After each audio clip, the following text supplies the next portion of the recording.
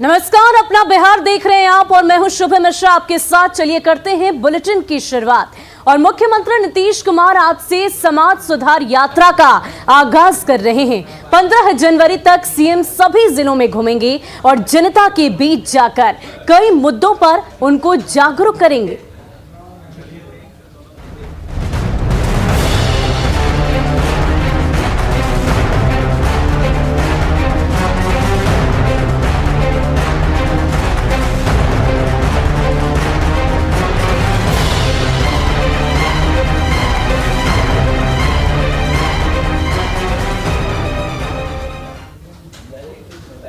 दरअसल बापू की कर्मभूमि चंपारण से सीएम अपनी यात्रा की शुरुआत कर रहे हैं। मोतिहारी के गांधी मैदान में मुख्यमंत्री एक सभा को संबोधित करेंगे और इसको लेकर तैयारियां पूरी मुकम्मल कर ली गई है। गांधी मैदान में चारों तरफ समाज सुधार अभियान से संबंधित बैनर पोस्टर भी लगाए गए हैं ताकि लोगों को एक संदेश मिल सके। समाज सुधार अभियान कार्यक्रम की तैयारियों का जायजा लिया है संवाददाता संजय कुमार ने।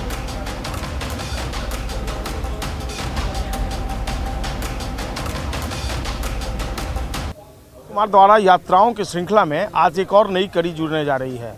इसका नाम दिया गया है समाज सुधार अभियान। बापू की कर्मभूमि चंपारण से इसका आगाज हो रहा है। दरअसल मुख्यमंत्री की खुद यह सोच है कि यात्रा को विराम दिया जाता है, इसलिए समाज सुधार यात्रा की जगह इसे समाज सुधार अभियान करना। मुख्यमंत्री नीतीश कुमार द्वारा यात्राओं की श्रृंखला में आज एक और नई कड़ी जुड़ने जा रही है। इसका नाम दिया गया है समाज सुधार अभियान। बापू की कर्मभूमि चंपारण से इसका आगाज हो रहा है। दरअसल मुख्यमंत्री की खुद यह सोच है कि यात्रा को विराम दिया जाता है, इसलिए समाज सुधार यात्रा की जगह इसे समाज सुधार अभियान का नाम दिया गया है और अभियान निरंतर चलता रहता है। समाज सुधार अभियान का मकसद है पूर्ण शराबबंदी या यूँ कहें पूर्ण नशा मुक्ति, दहेज प्रथा उन्मूलन और बाल विवाह मुक्ति जो मुख्य मुद्दा है। इसको लेकर मुख्यमंत्री जनता के बीच जाएंगे और लोगों से रूबरू होंगे। और ये मोतिहारी है, मोतिहारी के गांधी मैदान से आज इसकी शुरुआत हो रही है। तस्वीरों में देख सकते हैं मंच जो है, सभा मंच को बिल्कुल तैयार कर दिया गया है। सुरक्षा की चप्पे चप्पे पर व्यवस्था की गई है। दरअसल विश्व स्वास्थ्य संगठन की रिपोर्ट पर जिस तरीके से चर्चा की गई है कि 2018 में global states reports on alcohol and health की रिपोर्ट की माने तो काफ़ी संख्या में शराब से मौत हुई है लोगों की। और आज तस्वीरों में देखिए कई जो बैनर पोस्टर लगाए गए हैं, बड़े बड़े बैनर पोस्टर, अगर कैमरा पर्सन दीपक दिखा पाएँ तो तस्वीरों में देखिए लगातार जो समाज सुधार अभियान से जुड़ी हुई बातें हैं वो इन बैनर और पोस्टर्स में लगाई गई है। इसके अलावा सरकार की जो दूसरी योजनाएँ हैं उनको भी यहाँ पर पोस्टर के माध्यम से दर्शाया गया है।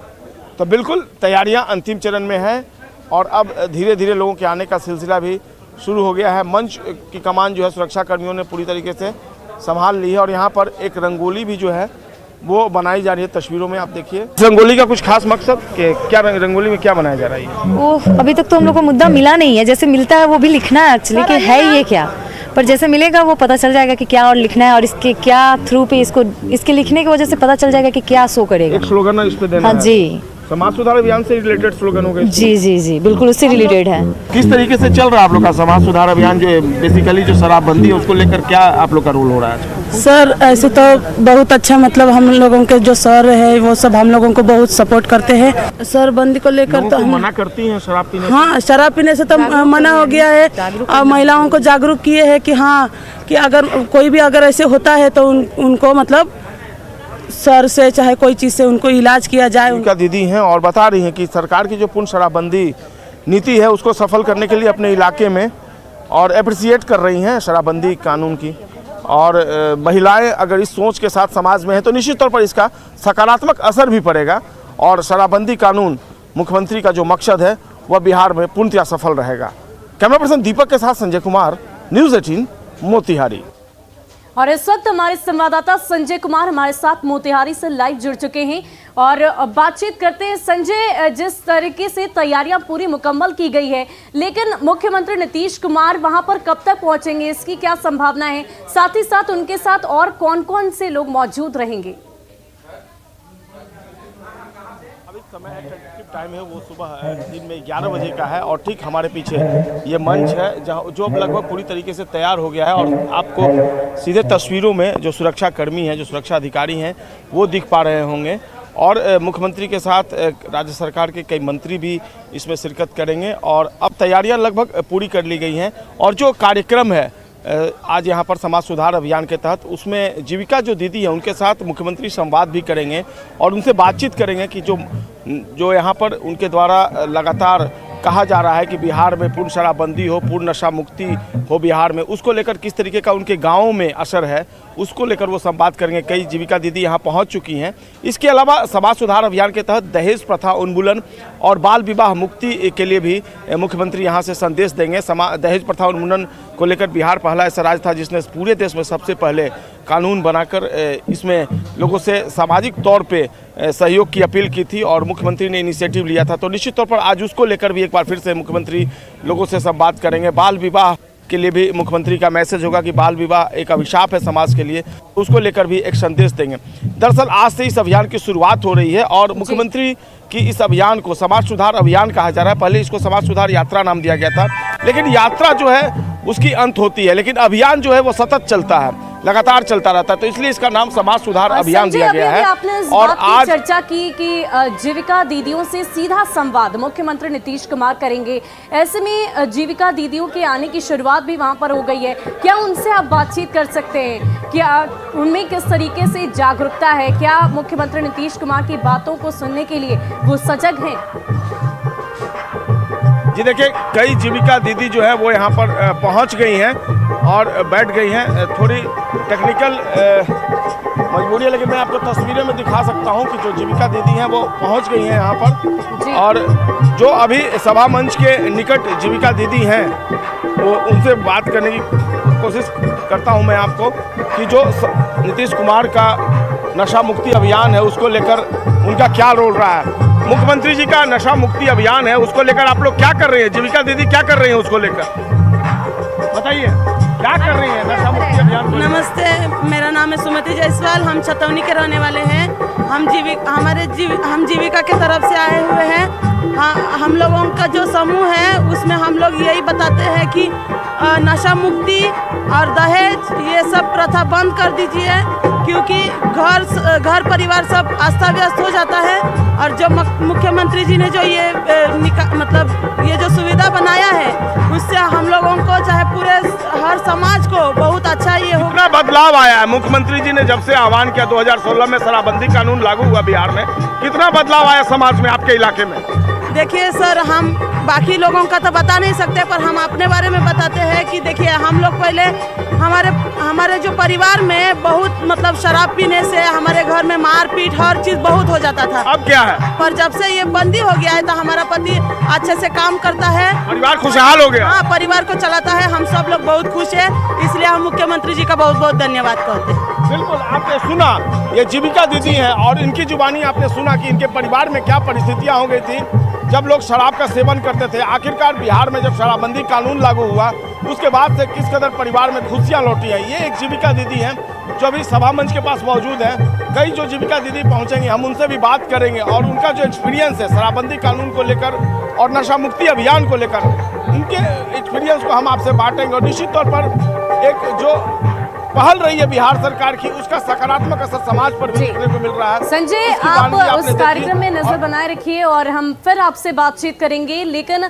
अब बात करेंगे बिहार के 9 प्रमंडलों में से 6 प्रमंडलों के एक जिले और 3 प्रमंडल पटना, मुंगेर और तिरहुत के 2 जिलों में सीएम की ये यात्रा होगी।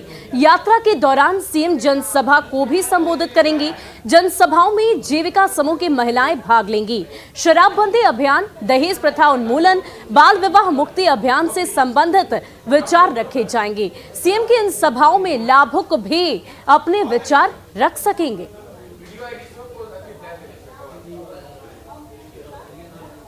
और अब बात देश के पहले सौर ग्राम की जो अंधेरे में डूबा है।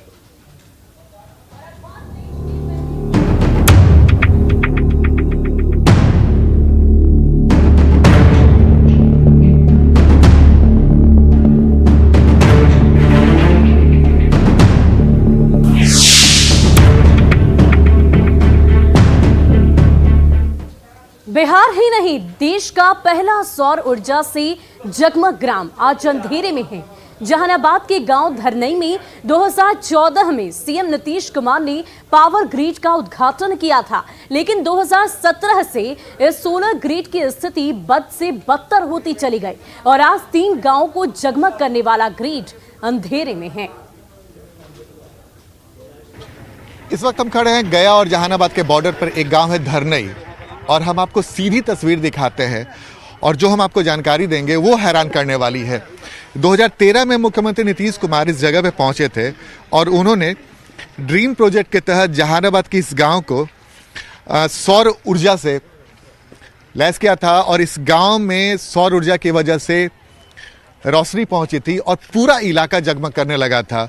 और शायद बिहार का ये पहला गांव था धरनई जहां पर सोलर एनर्जी से बिजली पहुंची थी और जिसको लेकर ग्रामीणों में जबरदस्त खुशी देखी गई थी। लेकिन तस्वीर देखिए, आज 2013 की तस्वीर और आज की तस्वीर में कितना अंतर आ गया कि आज यही solar micro grid power station जिसे तब बनाया गया था, इसका उद्घाटन मुख्यमंत्री नीतीश कुमार ने किया था और इस पावर स्टेशन के लगने के बाद लगभग 3 गांव रोशनी से नहा गई थी। और कहा भी जाता था कि ये वो गांव था जब 2013 के पहले इस गांव में अंधियारा छाया रहता था, लेकिन आज परिस्थितियां पूरी तरीके से बदल गई हैं। 2013 में जब इस पावर स्टेशन की स्थापना की गई और उसके बाद जब बिजली आई तो ये तीनों गांव जगमग करने लगा और अगल बगल के गांव में अंधेरा दिखता था। लेकिन यही 3 गांव ऐसे थे जहां पे रोशनी कभी खत्म नहीं होती थी। लेकिन आज परिस्थितियां देखिए, इस पावर स्टेशन के बाहर आपको धान का अंबार दिख रहा होगा और ये पावर स्टेशन पूरी तरीके से अब ठप कर गया। तो जाहिर सी बात है, लापरवाही किसकी है ये सबसे बड़ा सवाल है। लेकिन कुछ ग्रामीण है यहाँ के, हम इन्हीं से बात करते हैं। क्या नाम है सर आपका? विजय कुमार। विजय जी, 2013 की तस्वीर बताइए। 2013 में इस जगह पे क्या माहौल था? लग रहा था कि चकमक था। उस समय नीतीश कुमार ने इसका उद्घाटन किया। हाँ, नीतीश कुमार जी उद्घाटन किए। अच्छा, 2013 के पहले इस गांव में बिजली वगैरह थी क्या? नहीं थी। तो कैसा गांव कैसा डूबा रहता था? अंधेरा में। और 2013 के बाद जब इसमें लगा तो इंजोला में डूब गए। और चलिए अब आपको सोलर ग्रिड के अंदर ले चलते हैं और बताते हैं कि वहां की स्थिति आखिर क्या है। ब्रजमोहन सर हैं। ब्रजमोहन सर, आपने ये तस्वीर देखी, आपको पता भी होगा 2013 में इसका उद्घाटन हुआ और आज परिस्थितियां कैसी दिख रही हैं? यही देखने के लिए मैं आया था। जो स्थिति है ये इतना महत्वाकांक्षी ये प्रोजेक्ट होता था। आप जरा सोचिए, 2010 का जो दशक होता था वो उसके पहले की बिजली की क्या स्थिति थी।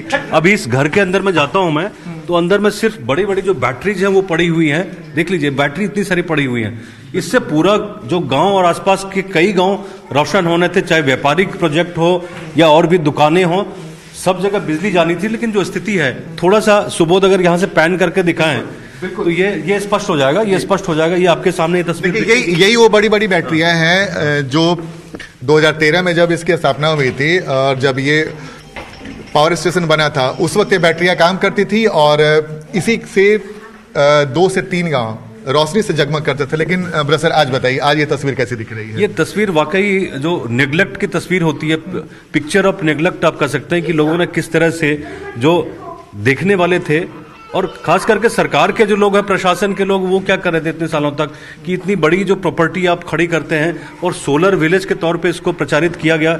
नीतीश कुमार मुख्यमंत्री थे, वो खुद आए थे। तो 100 ग्राम नाम दिया गया, 100 ग्राम का ये नाम दिया गया था। बिहार का शायद सबसे पहला ये 100 ग्राम था। लेकिन ये जो स्थिति है, ये आप देख सकते हैं कितनी विचित्र स्थिति हो गई। यहाँ लोग सोते हैं और पुआल यहाँ रखा जाता है। तो ये नेशनल रिसोर्सेज की बर्बादी है, जो राष्ट्रीय संपत्ति है उसकी बर्बादी है। निश्चित तौर पे ये यहाँ से पैगाम जाता दूसरे जिलों में, जाता दूसरे राज्यों में कि किस तरह से इसको आत्मनिर्भर हम बना सकते हैं गांव को। लेकिन ये गांव को बिल्कुल तबाह कर दिया गया। ये जो पूरा लापरवाही दिख रही है बिल्कुल साफ साफ।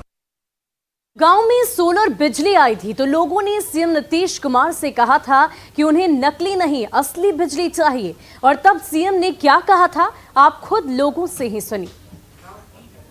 वाला लोग नहीं आ रहा। मतलब जब उद्घाटन हुआ तो कुछ दिन तक तो लाइन रहा, मतलब गांव में रोशनी रही इसकी 100 ग्राम में, लेकिन उसके बाद धीरे धीरे खराब होती गई। उसके बाद नीतीश जी आए यहाँ, उनको कहा गया कि हमरा नकली नहीं असली चाहिए लाइन। वही नकली नहीं असली हम लोग को लाइन आया। नीतीश जी क्या बोले थे? नीतीश जी कहें कि नहीं असली चाहिए। अच्छा, असली बोले वो कि यही है आगे आगे क्या जब आप लोगों ने कहा कि हमें असली बिजली चाहिए तो क्या कहते हैं? कहने की वो जो सोलर ग्राम है वाला है वही असली बिजली है। इसे धूप से चलता है। तरीका था सर कि सौर ग्राम जो ये बना रहे हैं हम, ये सूरज के रोशनी से है, मतलब असली बिजली यही है, असली ऊर्जा बिजली ही है। और लेकिन ये नकली है, जो आप लोग उल्टी बोल रहे हैं वो बोले। देखिए, मैं बहुत इंटरेस्टिंग बात बताया ग्रामीणों ने कि नीतीश कुमार जब यहाँ पर आया था और ग्रामीणों ने कहा कि उन्हें असली बिजली चाहिए, यानी कि जो बिजली की बात हम बता रहे हैं आपको, लेकिन तब नीतीश कुमार ने कहा था कि सौर एनर्जी है, यानी कि सोलर एनर्जी जिसकी बात हम कर रहे हैं वही असली बिजली है, अक्षय ऊर्जा जिसे कहा जाता है। क्या सर? अक्षय ऊर्जा और जो गैर परंपरागत सोर्सेस जो होते हैं उसका एक बहुत बड़ा ये उदाहरण था कि इसको लेके आगे बढ़ते, बाकी जिलों में इसको रेप्लिकेट करते इसी उदाहरण को। और जिस तरह की स्थिति है, बिहार में गर्मी काफी लंबे अरसे तक रहती है, तो इससे बिहार के जो गांव हैं वो आत्मनिर्भर हो सकते थे। लेकिन जो स्थिति हम देख रहे हैं, जिस तरह से तस्वीर यहां देख रहे हैं, तो निश्चित तौर पर ये चिंताजनक है। और जो राज्य के अधिकारी हैं, ऊर्जा विभाग के अधिकारी, उनको देखना चाहिए आके कि क्या स्थिति है, और चाहे हो सकते इसका फिर से रिनोवेट करके फिर से शुरू कर सकते हैं। ऐसा तो नहीं है सर कि आज भी कागज पे चल ही रहा होगा? बिल्कुल, निश्चित तौर पे जिस तरह से सरकारी एक रफ्तार जो होती है, बहुत धीमी रफ्तार होती है, फाइलों की रफ्तार होती है, तो एक बार कम से कम हमारी स्टोरी देखने के बाद एक बार बिहार सरकार के अधिकारी यहाँ आए और कोशिश भी होगी कि कोशिश करेंगे कि ये स्टोरी चीफ मिनिस्टर तक पहुंचे, उनके कार्यालय तक पहुंचे, लोग देखें कि किस तरह से इसको धीरे धीरे इसको स्लो डेथ दिया गया, इसको किस तरह से वापस कर सकते हैं। क्योंकि नीतीश कुमार जी खुद चाहते हैं कि जो गैर परंपरागत ऊर्जा है उसको बढ़ावा दिया जाए। तो एक आने का हमारा मकसद यही था कि इसको किस तरह से फिर से एक नया जीवन दें, जिससे गांव वालों के चेहरे पे खुशी आए। तो यहाँ न्यूज 18 की टीम के पहुंचने का मकसद यही है कि शासन प्रशासन तक ये खबर पहुंचे और फिर सौर ग्राम के पुराने दिन लौट जाए। देखिए, इसके बनने से कुल सौर बिजली उत्पादन क्षमता 70 किलोवाट, और सबसे इंटरेस्टिंग बात हम आपको दिखा रहे हैं कि लाभुक, ये देखिए हम आपको तस्वीर दिखा रहे हैं, देखिए ये लाभुक है, और लाभुक के आगे देखिए 450 घर परिवार और 50 वाणिज्यिक प्रतिष्ठान दुकानें अधिकतम, यानी कि इतने लोग इस जो पावर ग्रिड है, ये जो लगा है solar based micro grid project, इससे इतने लोग लाभान्वित हो सकते थे और हुए भी। लेकिन कुछ ही दिनों के बाद इसकी परिस्थितियां खराब होती चली गई और आज आपके सामने तस्वीर है, हम ठीक अपने पीछे हम आपको तस्वीर दिखा रहे हैं, इस ग्रिड के ठीक बाहर पुआलों का अंबार आपको दिख रहा होगा, यानी कि अब ग्रामीणों ने इस पावर ग्रिड का इस्तेमाल अपने धान को सुखाने के लिए और काटकर यहाँ पे रखने के लिए बना दिया। और कुछ लोग हैं जो यहाँ पे अंदर निवास भी करते हैं। लोगों ने एक तरह से मान लिया है कि ये चीजें यहाँ नहीं बदलने वाली, तभी आप देख रहे हैं इस तरह की तस्वीर। लेकिन हम सिर्फ समस्या को हाईलाइट नहीं करेंगे, हमारी कोशिश होगी कि समस्या हाईलाइट करने के साथ साथ अगर इसका कुछ सोल्यूशन मिलता है, कुछ समाधान भी मिलता है। ये आप देख रहे हैं कि लोग एक स्टोरेज के तौर पे खलिहान बोलते हैं इसको, जबकि सर कुछ खलिहान के तौर पे यूज कर रहे हैं, लेकिन हम चाहते हैं बिल्कुल हम चाहते हैं कि समाधान मिले। और ये जो फिर से ये जो सोलर पावर ग्रिड है, ये सोलर गांव का एक बहुत बड़ा हिस्सा होता था, तो उसको एक नई रोशनी मिले, एक नया रास्ता मिले। और देखिए इस वक्त की बड़ी खबर राजधानी पटना से आ रही है, जहां पिता और पुत्र को गोली लगी है। पिता की घटना स्थल पर ही मौत की खबर है। बेटे की हालत गंभीर बताई जा रही है। पीएमसीएच फिलहाल उसे रेफर किया गया है। दरअसल अज्ञात अपराधियों ने पिता और पुत्र को गोली मारी है। पेशे से पिता ड्राइवर था और फतुआ के धोवा पुल के पास ये पूरी घटना घटी है। खुसरूपुर के खिरोदपुर का रहने वाला ये दोनों ही पिता पुत्र थे। मौके से 6 खोखा बरामद किए गए हैं। साथ ही साथ पुलिस इस पूरे मामले की तफ्तीश कर रही है। और खबर गोपालगंज से, जहां जमीन विवाद में 2 पक्षों के बीच खूनी झड़प हो गई, जिसमें दोनों पक्ष के 6 लोग घायल हुए हैं। घायलों को सदर अस्पताल में भर्ती कराया गया है। घटना नगर थाना क्षेत्र के नवादा गांव की है। बताया जा रहा है कि सत्येंद्र यादव और राजेश यादव के बीच विवादित जमीन पर कब्जा करने को लेकर मारपीट हुई, जिसमें चाकू और धारदार हथियार से एक दूसरे पर हमला किया गया। नगर थाना पुलिस ने मामले में प्राथमिकी दर्ज कर कार्रवाई शुरू कर दी है।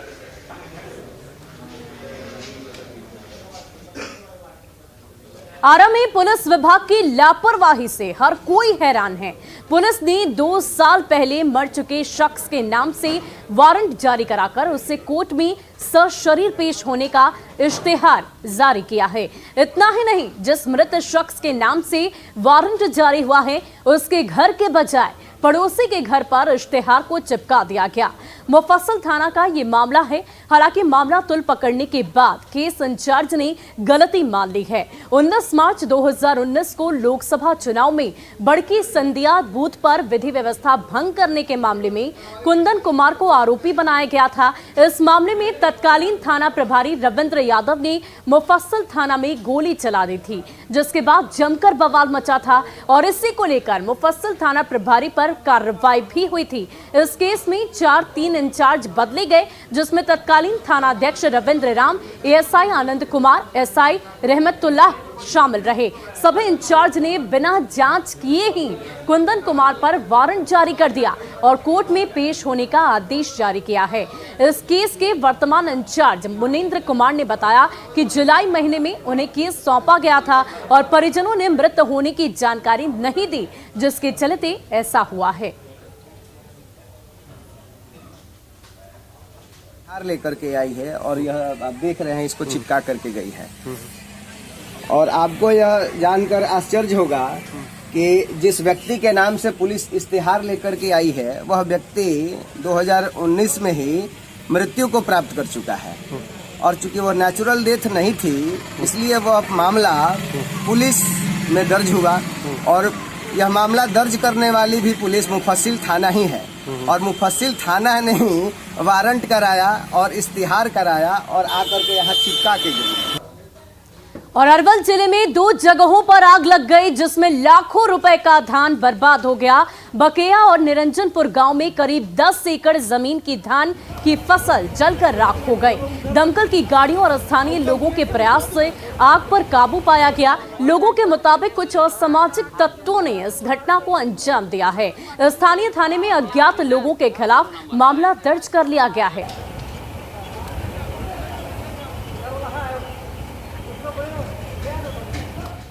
और अब बात बिहार के मौसम के मिजाज की।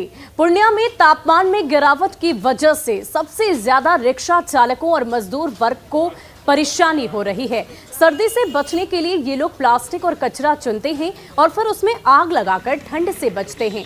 शहर में जिला और नगर प्रशासन की ओर से अभी तक अलाव की कोई व्यवस्था नहीं की गई है, जिससे इन लोगों को काफी परेशानियों का सामना करना पड़ रहा है। जलाए आग ताप रहे हैं, किसी तरह ठंडा से बचना है। इससे तो धुआं होता है, लेकिन हम फिलहाल तो क्या करेंगे। फिलहाल के लिए हम प्लास्टिक रबर आग तापते हैं। हम रिक्शा चालक। और फिलहाल के लिए इस बुलेटिन में इतना ही। मुझे दीजिए इजाजत। न्यूज़ 18 बिहार झारखंड पर खबरों का सिलसिला जारी रहेगा।